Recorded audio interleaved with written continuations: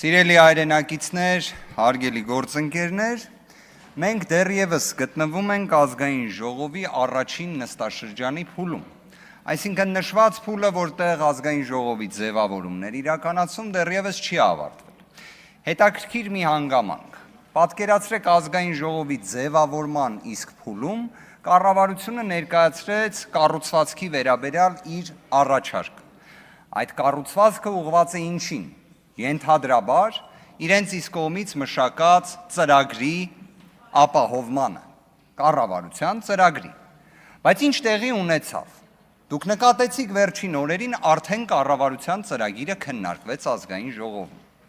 Շատ հետաքրքիր կլիներ, որ արդարադատության նախարարը իր խոսքը ներկայացնելու ընթացքում նախ ներկայացներ պարզաբանում, թե ընդհանրապես ոնց էր հնարավոր, որ կառավարության ծրագիրը քննարկվեր, հավանության արժանանար, առանց կառավարության կառուցվածքի հարցի քննարկման եւ առանց օրենքով սահմանված հարցերի հերթականության ապահովման։ Հետևաբար ինչ-որ իմաստով մենք այլևս ունենք խախտման փաստը,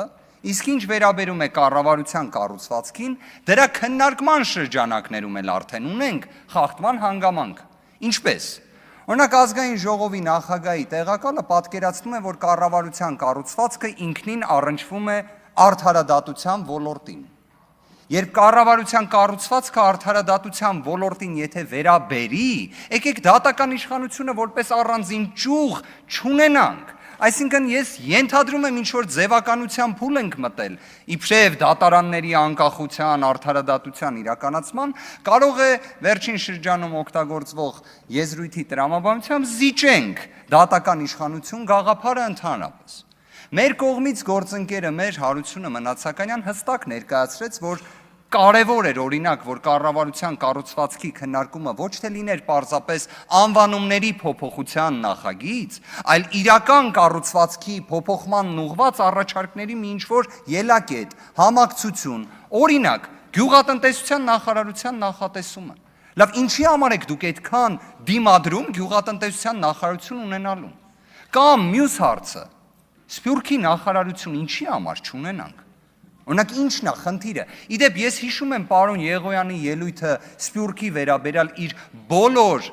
հակասական, տեղ-տեղ ոչ ընդունելի, բայց ի վերջո հանգում էր նրան, որ դուք էլ եք չէ պատկերացնում, որ Սփյուռքը մեղմ ասած շատ կարևոր է։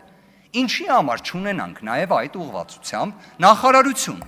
Ես իդեպ կարծում եմ Պարոն Եղոյանը որոշակի ժամանակահատված արտաքին հարաբերությունների համար է պատասխանատու եղել եւ երբ փորձում էր պաշտպանել արտաքին գործերի նախարարության անվանման փոփոխությունը, որին դեմ դիրքորոշում կարծես ուղղված հենց անվանման փոփոխության կարևորությանը կամ անկարևորությանը, հատուկ դրան անդրադարձ չենք ուզում կատարել։ Մենք ուրիշ բանն ենք ուզում հասկանալ։ Իսկ դուք արտաքին հարաբերությունների շրջանակներում, օրինակ ստացվում է այլ երկրների արտաքին գերատեսչությունների ղեկավարներին ասում եք այ առևտուրանողներ, առնել տալով զբաղվողներ, առևտրականներ, որովհետև ես կարծում եմ, եթե արտաքին գերատեսչությանը տենց ընդհանրապես դիմենք, եթե նույնիսկ էության մեջ այդ կոմպոնենտը կա տնտեսական, լավ չի տենց անելը։ Հեչ լավ չի։ Հիմա ես օրինակ պատկերացնում եմ նույն պարոն Եղոյանը այդպես դիմեր օրինակ ԱՄՆ արտաքին քաղաքականության պատասխանատուին։ Չեմ կարծում, որ ձեր հետ կհամաձայնվեր։ Ես կարծում եմ կառավարության կառուցվածքի հետ կապված հարցի քննարկումը պետք է լինի կառավարության կառուցվածքի մասին։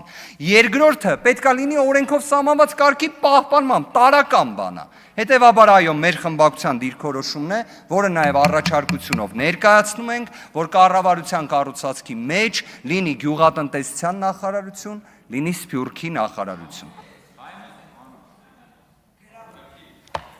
Դուք անկեղծ ուզում եք այդ հարցին արձագանքեմ։ Բայց իրականում այո, նես լավ կլներ։ Այո, ես լուրջ եմ այդ հարցին։ Խմբակցության ղեկավարն ասում է կպատասխան, հա, չեք կարող, ճիշտ է։ Երկրորդ ընթերցման ժամանակ կարող եք։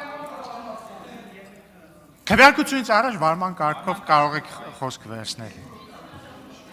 Ուրիշ մեխանիզմ չկա, իրոք ուրիշ մեխանիզմ